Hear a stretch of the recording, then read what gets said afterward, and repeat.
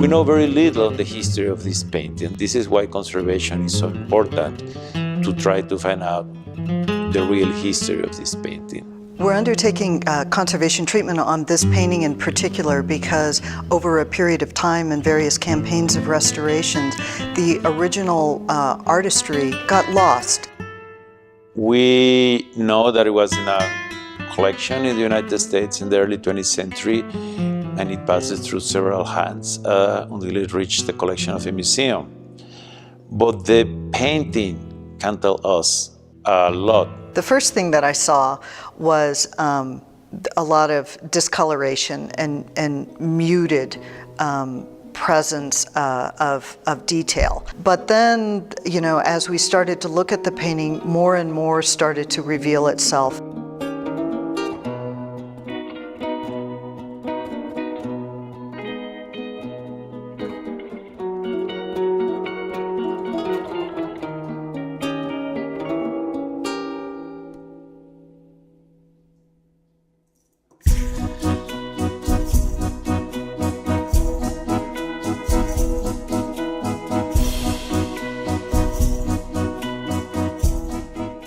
In the 17th century, the 1600s, Mexico City was one of the largest cities and urban centers in the world. It was really a center for artistic development. By the second half of the century, Mexican silver mines, the production surpassed that of Peru.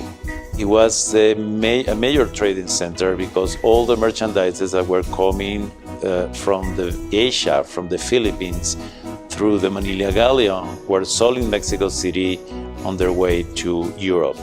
So it was a very important and wealthy city, like Florence during the Renaissance, or Rome a few decades later with Michelangelo and Leonardo. In Europe, if you were a painter, your big client would be the royal court, for example, or the nobility. In Mexico City at that time, the really big important client was the church.